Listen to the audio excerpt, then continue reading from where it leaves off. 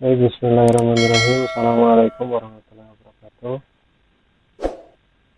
Pada pertemuan kali ini kita akan melanjutkan kepada pokok pembahasan tentang materi untuk sistem koordinat pada bola langit, ya. Untuk mata kuliah astronomi pertemuan yang keempat, ya. Oke, baik. Yang pertama kita lihat CP untuk perkuliahan astronomi, yaitu setelah Anda mempelajari tentang koordinat bola langit, maka nanti Anda diharapkan mampu menggambarkan letak tinggi, ya, tinggi atau kita sebut sebagai altitude, dan azimut. Azimut itu adalah bentang horizonnya dari suatu tempat di permukaan bumi. Kemudian yang kedua adalah bisa menggambarkan bagaimana posisi suatu tempat melalui kedudukan suatu bintang.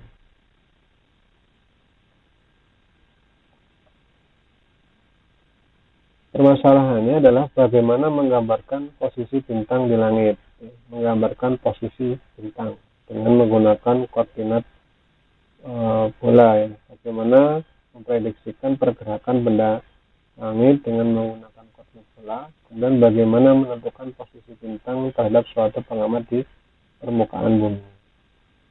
Referensi yang bisa digunakan yang pertama adalah buku saya sendiri pada tahun 2015 yang berjudul tentang buku dasar-dasar astronomi dan fisika kebumian yang diterbitkan oleh Lembaga Penelitian dan Pengabdian Masyarakat UM Metro Press.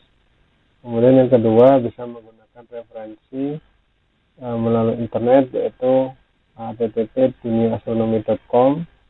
Kemudian bisa menggunakan buku lain, ya, salah satunya bukunya Green Robin, kemudian almanak atau mungkin bahan-bahan lain yang terkait tentang astronomi.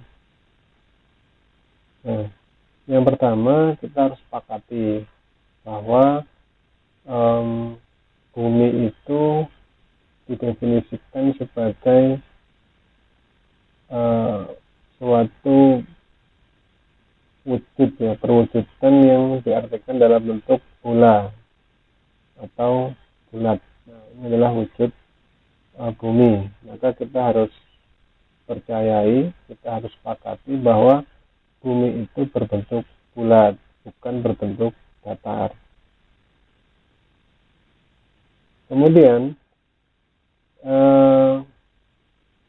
misal kita pada malam hari mencoba melihat penampakan, ya, objek langit, bintang. Objek langit ini kita sebut sebagai bintang. Maka objek langit tersebut tampak bergerak pada bola langit, ya, pada jarak yang tidak terbatas.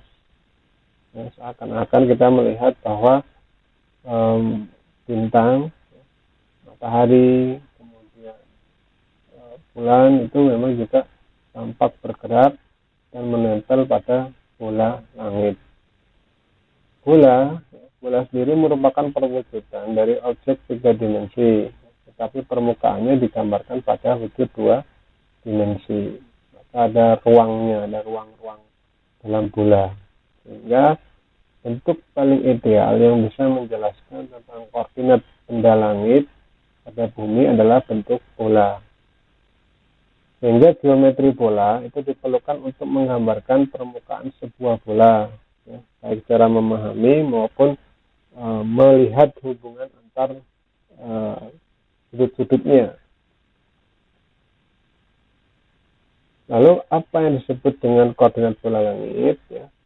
Koordinat bola langit itu sendiri diartikan, saya mengartikan, ya, bahwa dalam pandangan mata kita melihat ke langit, ya, benda langit itu menempel atau bertaburan di langit seolah melekat pada suatu dinding bola. Dinding bola, jika kita berpatokan pada horizon, ya, koordinat horizon bumi, maka dinding bola itu membentuk pola setengah lingkaran. pola setengah lingkaran, sehingga seakan-akan ada ujung bagian tertentu dan bagian lain yang bisa kita hampiri. Jadi seakan-akan ya benda-benda langit itu menempel pada sebuah permukaan bola raksasa. Kemudian yang kedua, posisi suatu benda langit itu dinyatakan dengan arah, bukan jarak.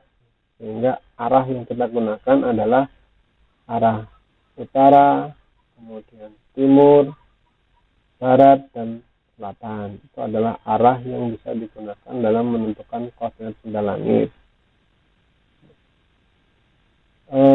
Perlu suatu tata koordinat ya untuk menentukan posisi, maka kita memerlukan suatu tata koordinat di mana bentuk koordinat yang kita gunakan adalah koordinat dua dimensi pada permukaan bola. Maka untuk menggambarkan di mana posisi benda langit, posisi sebuah bintang, untuk memprediksikan gejala astronomi, maka diperlukan ilmu yang bisa mempelajari posisi benda langit, terutama dalam perhitungan hisab, penentuan kalender, atau mungkin penentuan hari-hari besar keagamaan. Nah, yang pertama adalah bola langit itu sendiri apa? Bagaimana gerak langitnya? Nah, kita coba bayangkan bintang-bintang tersebut menempel pada permukaan langit ya, dalam suatu bola raksasa yang berpusat di bumi. Bintang-bintang menempel pada sebuah permukaan bagian dalam sebuah bola raksasa yang berpusat di bumi.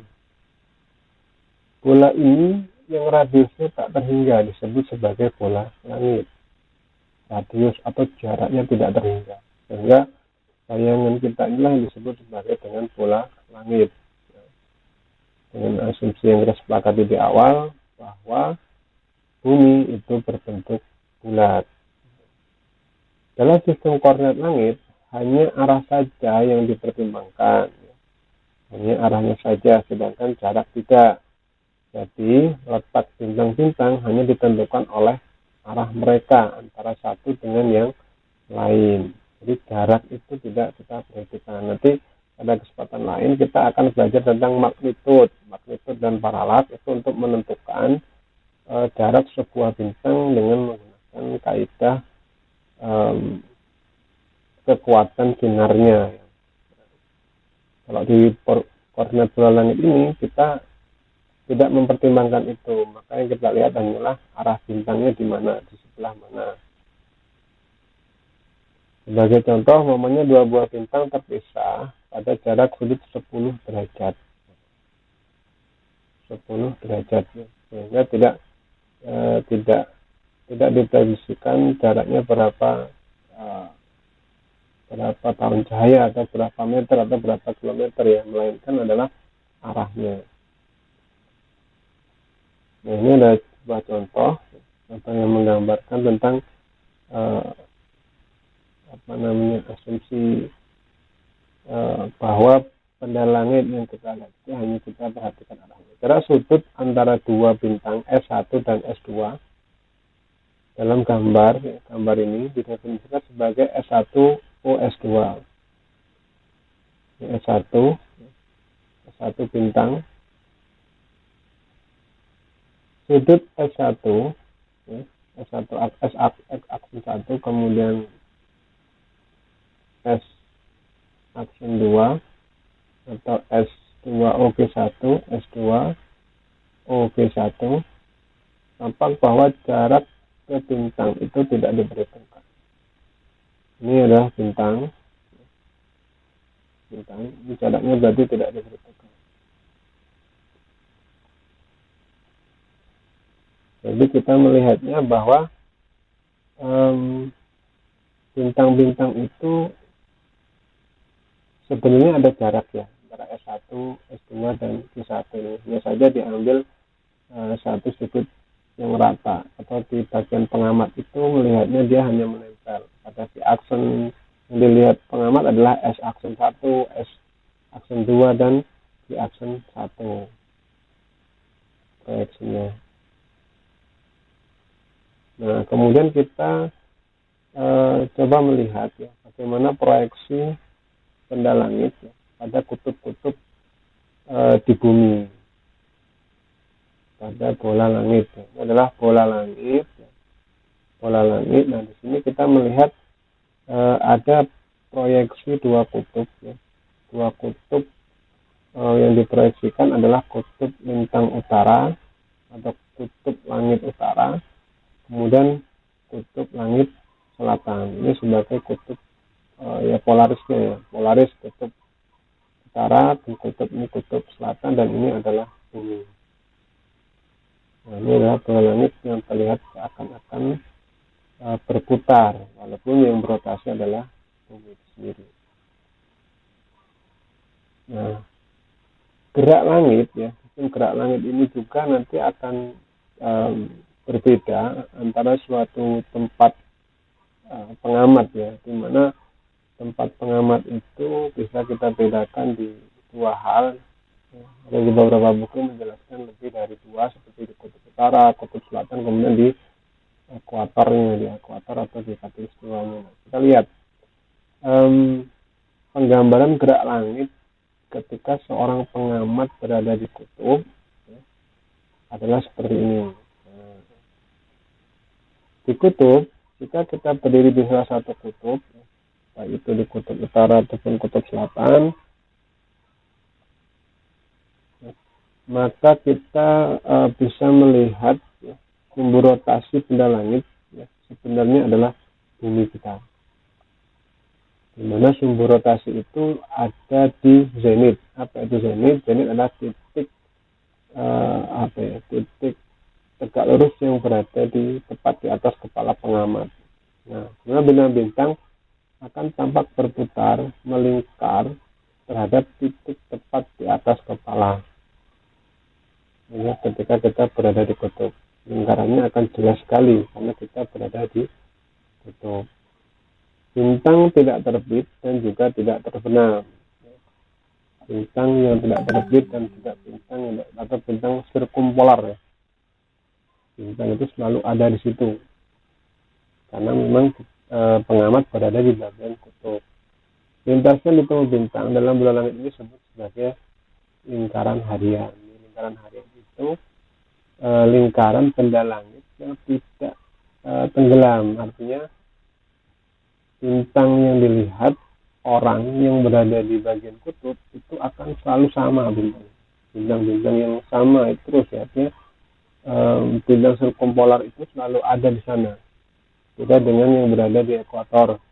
Ketika berada di ekuator, maka ketika kita berada pada musim bulan tertentu, pola bintang yang kita lihat juga pasti akan berbeda-beda. Nah, ini adalah gerak hariannya, lingkaran harian bintang. Ini adalah posisi pengamat melihat ke atas itu. Ini adalah pola gerak harian bintang yang dilihat dari pengamat di bumi pada posisi zenit atau tepat di atas kepala pengamat. Kemudian di ekuator, nah ini ketika posisi pengamat berada di ekuator ya. Jika kita berdiri di ekuator, maka ekuator langit membentang melintas di kepala kita. Jadi yang berada di zenit adalah ekuator langit. Dari timur ke barat ya. Jadi ekuator langit membentang dari timur ke barat. Dan sumber rotasi langit adalah garis dari utara ke selatan. Kita berada di ekuator ya. Sehingga tampak bahwa ini adalah ekuator bumi ya, ekuator bumi. Kemudian ini ada ekuator langit. Ketika seorang pengamat berada di ekuator. Oleh karena itu dari ekuator bintang tampak terbit ya, tegak lurus di horizon timur, utara, selatan, berarti di sini timur dan di sini barat, sehingga akan tampak dia terbit dan juga tenggelam. Terbenamnya di bagian barat, terbit di bagian timur, tenggelam di bagian barat ketika kita tepat berada di bagian ekuator. Sehingga dari ekuator kita akan tampak melihat seluruh bintang ya. Seluruh bintang itu akan tampak jelas sekali. Nah ini adalah bintang yang teramati ya dari ekuator, dari bumi pengamat, dan ini adalah bintangnya, adalah lingkaran harian bintang.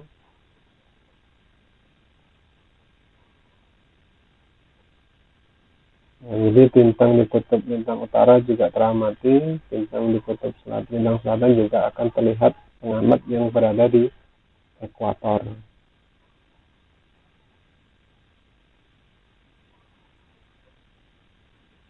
Ini pola pergerakannya. Nah, kemudian ekliptika. Ekliptika ini sebenarnya sudut putar antara bumi terhadap matahari, di mana pergerakan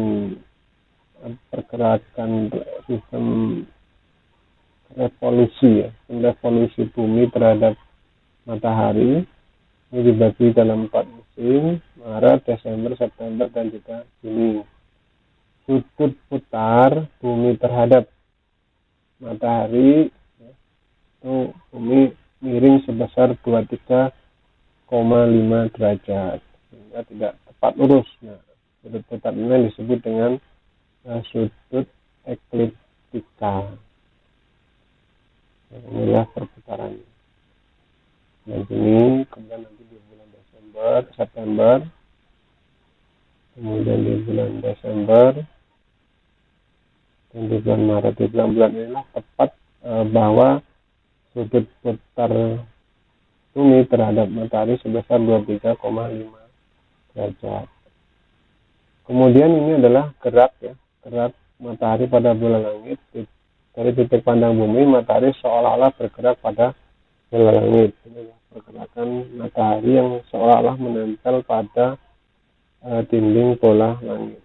Pergerakannya, ini adalah pola pergerakan matahari yang menempel pada dinding yang terlihat oleh pengamat yang berada di bumi. Ini adalah ekuator langit, dan ini adalah ekliptika tadi yang sebelumnya saya sampaikan. Pada bulan matahari, gerak matahari pada tanggal 21 Maret, kemudian matahari pada 22 Juni, pada tanggal 23 September, dan pada tanggal 22 Desember. Nanti kita akan bahas lebih dalam lagi pada koordinat ekuator.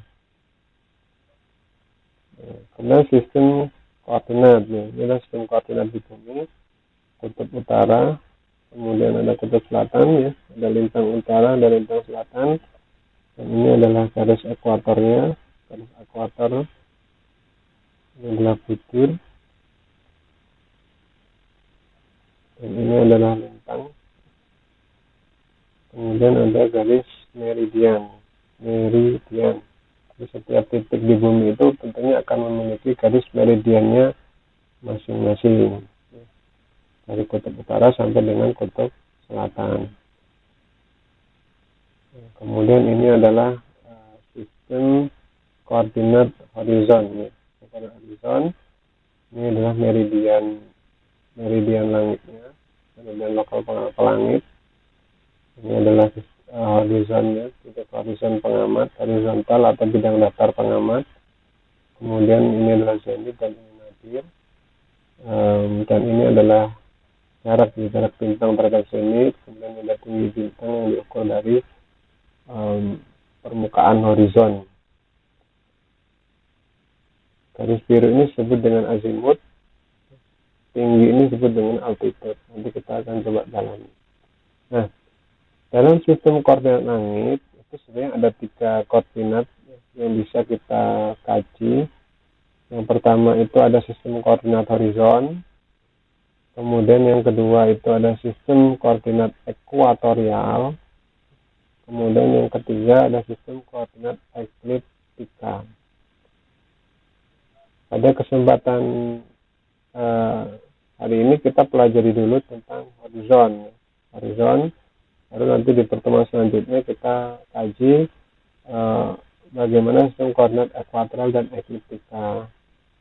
Nah, dia punya sudut pandang, kelebihan dan kekurangan masing-masing dalam menggambarkan titik koordinat sebuah bintang. Nah, yang pertama sistem koordinat horizon. Sistem koordinat horizon, ya, di mana posisi benda langit, celestial object di bola langit atau celestial sphere ditentukan dengan menggunakan sistem koordinat langit.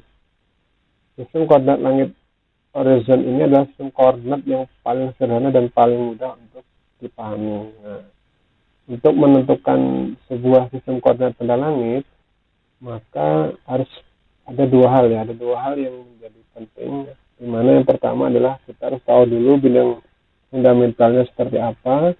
Kemudian yang kedua adalah titik acuan yang digunakan untuk menentukan posisi benda langit tersebut. Nah, ini adalah sistem koordinat horizon. Di sini gambar ini menunjukkan bahwa ada seorang pengamat yang berada pada salah satu permukaan di bumi. Ini adalah bidang horizonnya. Bidang horizon adalah bidang yang teramati oleh mata manusia di permukaan bumi. Bidang horizonnya horizontal atau mendatar. Zenit titik tepat di atas kepala pengamat, karena ada di bawah pengamat. Nah, ini kita coba potong permukaan horizonnya, kita ambil. Nah, sehingga begini, ini adalah gambaran manusia di salah satu di permukaan bumi di pulau tertentu ini. Ini adalah posisi horizon. Kalau ini diambil dalam foto yang menyeluruh, bentuknya akan seperti ini. Tapi ketika kita zoom, kita perbesar, salah satu permukaan tersebut akan muncul posisi pengamat itu di lokasi tertentu. Kondisinya sama, ini adalah horizon, bidang ini bukan sudut ya, maksudnya adalah bidang datar horizonnya, kemudian ini nadir dan ini juga zenit. Oke, mudah-mudahan bisa terbayangkan bagaimana posisi horizon itu seperti apa. Horizon itu adalah bidang datar yang dilihat pengamat. Oke, kita coba kaji satu persatu. Ini adalah gambaran tentang koordinat bola langit, ya, proyeksi dari bumi terhadap bola langit. Nah, dengan menggunakan koordinat horizon. Jadi bola langit itu sendiri adalah bola khayal, ya, imajiner, yang merupakan tempat kedudukan proyeksi benda-benda langit atau bintang menempel. Maka kita harus tentukan dulu arah-arah dari proyeksi benda langit itu seperti apa. Nah, yang pertama, ini adalah Z. Z ini adalah tepat di atas pengamat. Yang berada tepat di atas pengamat itu selalu disebut sebagai zenit. Titik pada bola langit di atas pengamat. Kemudian yang di bawahnya, zenit itu selalu berlawanan dengan nadir. Nadir itu adalah titik pada bola langit tepat di bawah pengamat. Nah, seperti itu. Selanjutnya adalah, ya, ini adalah bidang horizontal, bidang horizon atau bidang datar pengamat. Di mana di dalam bidang horizon ini pengamat dapat menunjukkan 4 arah, ya. 4 arah pokok adalah utara, timur, selatan, barat. Ini adalah arah yang bisa dilihat oleh pengamat yang berada di bumi. Kemudian ini definisinya, bidang datar lingkaran yang dibuat melalui pengamat dengan sumbu garis vertikal ZN. ZN sebagai vertikalnya, kemudian horizonnya sebagai U dan S atau B dan T. Utara, timur, selatan, dan barat maksudnya.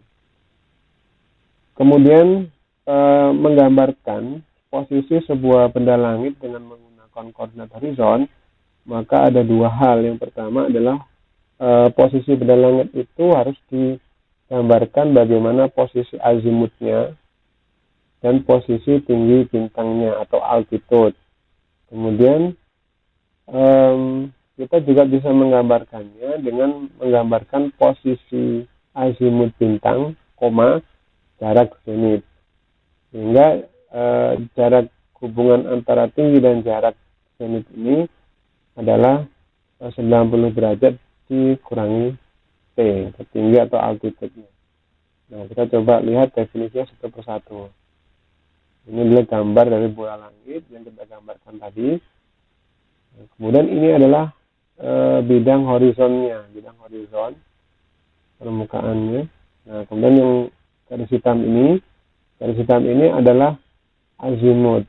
Azimut adalah bujur sepanjang horizontal yang diukur dari titik acuan. Nah, titik acuan yang kita gunakan adalah titik utara atau kutub utara. Titik utara ini sebagai titik acuan yang bergerak searah jarum jam. Ya. Jadi bergeraknya ke sini.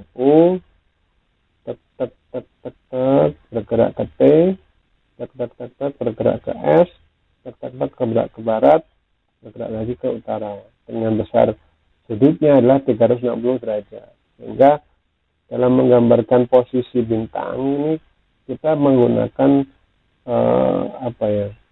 perkiraan di mana dalam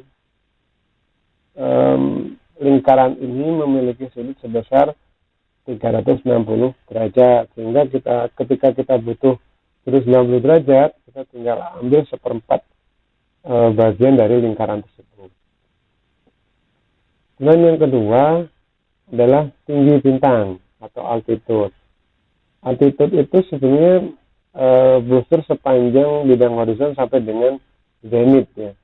Patokannya, acuannya untuk mengukur tinggi bintang atau altitude adalah diukur dari titik horizon. Jadi patokannya dari horizon bergerak ke zenit. Kalau jarak zenit, kalau yang ditanya adalah jarak zenit, maka patokannya adalah dari zenit ke arah horizon. Dan ini maksimal tingginya adalah 90 derajat. Nah, ini jarak zenit adalah busur lingkaran vertikal dari titik zenit sampai ke bintang yang bersangkutan. Sehingga Z adalah 90 kurangi T. Tinggal T-nya berapa? Tinggi atau altitude, patokannya kebalikannya dari zenit. Patokannya yaitu dari horizon, dari horizon pengamat. Kemudian lingkaran vertikal ini adalah lingkaran bidang yang terlihat. Nah, lingkaran semuanya ini adalah lingkaran, tergantung pada titik altitude-nya seperti apa. Nah, ini adalah lingkaran vertikalnya yang terlihat oleh pengamat di bumi. Ini lebih jelasnya di sini. Ini menggambarkan seseorang, contoh seseorang yang berada pada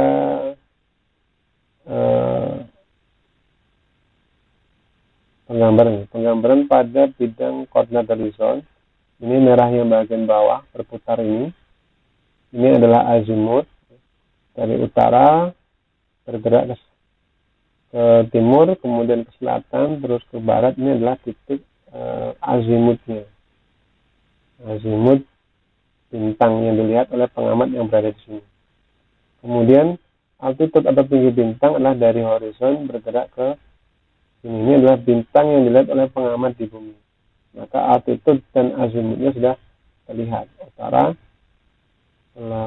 Utara, timur, selatan, barat. Ini adalah posisi pengamat yang melihat bintang pada sudut, ini perkiraannya berarti lebih dari 270, ya, sekitar 300 derajat.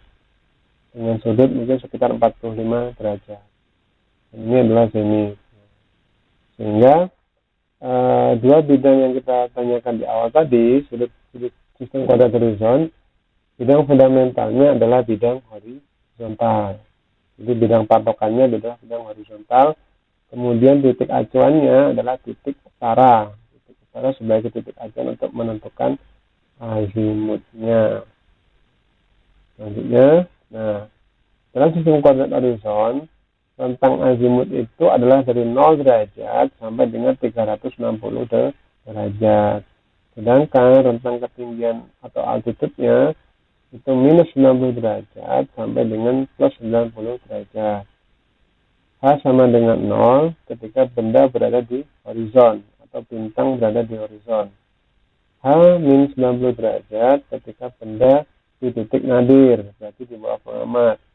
Kemudian H plus 90 derajat ketika berada di titik zenit. Kita coba lihat. Kita kembali ke sini. Nah, contoh. Ketika bintang ini ya,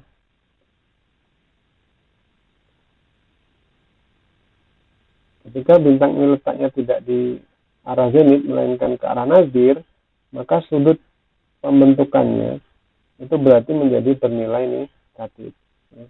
Karena dia berada di bawah horizon. Ketika dia tepat berada di horizon, maka sudut altitude-nya adalah sama dengan 0. Nah, itu. Dalam sistem koordinat horizon ini sebenarnya ini praktis ya, namun banyak kelemahannya. Di mana kelemahannya adalah satu, tergantung tempat di permukaan bumi. Di tempat berbeda, maka horizonnya pun berbeda. Sehingga ketika Anda bilang Anda mengamati sebuah bintang pada titik azimut katakanlah 190 derajat dengan altitude 60 derajat, ya, ketika saya mengamati di tempat yang berbeda, maka bisa jadi sudut yang Anda sebutkan tadi berbeda dengan yang saya rasakan ketika mengamati bintang yang sama. Artinya setiap tempat yang berbeda pasti akan menghasilkan nilai azimut dan altitude yang berbeda. Itu salah satu kelemahan koordinat horizon. Di Rumbia, di Metro, di Sekampung, Tulang Bawang, Pekalongan. Ketika kita sama-sama mengamati bulan yang sama, pada malam hari yang sama, karena berbeda tempat, ya, ketika kita berpatokan pada koordinat horizon, otomatis sudut yang kita tuliskan azimut dan altitude-nya juga pasti akan berbeda. Kemudian yang kedua, tergantung pada waktu, ya. Tergantung pada waktu dan terpengaruh oleh gerak harian benda langitnya maksudnya ya. Artinya koordinat horizon setiap benda bergerak pasti altitude-nya juga akan bergeser ya. Ketika kita mengamati bulan ya. Ketika kita mengamati bulan pada pukul 8 ya. Nanti pada pukul 10 malam bulan itu sudah memiliki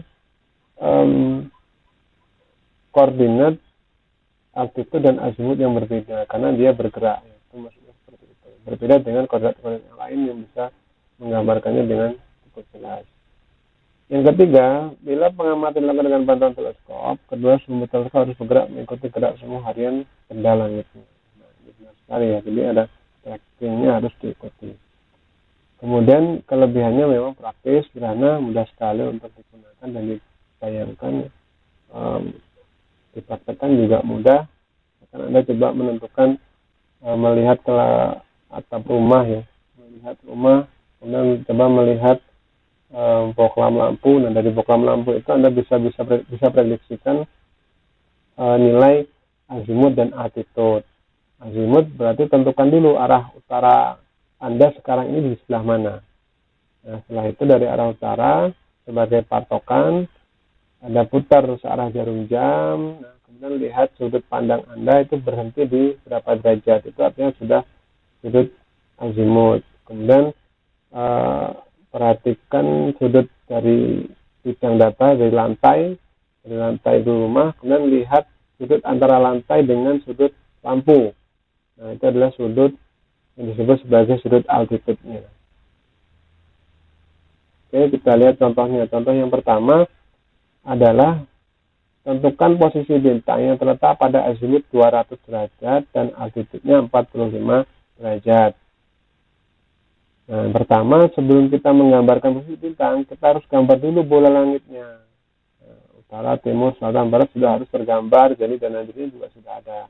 Nah, setelah kita gambar posisi bola langitnya, baru kemudian kita tentukan azimut. Nah, azimut itu apa? Azimut adalah patokannya dari titik utara ya, sebesar 200 derajat. Nah, ini adalah azimut dari titik utara ya, searah jarum jam, besar sudutnya adalah 200 derajat. Nah, kemudian selanjutnya altitude. Altitude itu berarti patokannya horizon. Dari horizon bergerak ke zenit sebesar 45 derajat. Nah, ini adalah gambar bintangnya. Jadi azimutnya 200 derajat, kemudian altitude-nya tinggi bintangnya adalah 45 derajat dari pengaman. Berarti dari zenit juga sama ya, 90 kurangi 45, jaraknya adalah 45 derajat. Lalu apakah bisa menggambar seperti ini dengan menggunakan busur ya? Kalau menggunakan busur kelihatannya cukup sulit. Tapi Anda bisa menggunakan patokan, yaitu patokan satu lingkaran penuh adalah 360 derajat. Ketika dibagi 2 adalah 180, dibagi 4 adalah 90 derajat. Sehingga menggunakan perkiraan itu sudah cukup kuat ya. Kalau menggunakan busur itu pengukurannya kurang tepat malah terkadang. Selanjutnya adalah ini adalah gambar dari titik zenitnya, jarak zenit terhadap bintang. Nah, selanjutnya tentukan posisi bintang yang terletak pada azimut 200 derajat dan altitudenya negatif 45 derajat. Nah, ini kebalikannya. Lalu gimana posisi gambarnya? Apakah sama? Sama, langkahnya yang pertama adalah gambar dulu posisi bola langitnya. Setelah itu tentukan azimutnya. Setelah tentukan azimut baru kita tentukan posisi bintang ya, posisi bintang terhadap nadir karena dia di bawah. Ini adalah posisi dari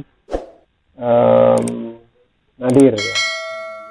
Dan ini adalah latihan. Nah, latihan ini nanti silakan dikerjakan di tugas, nanti saya akan tempatkan di tugas, silakan dikumpulkan sebagai bahan untuk mengevaluasi pemahaman Anda. Oke, terima kasih atas perhatiannya, semoga yang Anda dapatkan bisa bermanfaat.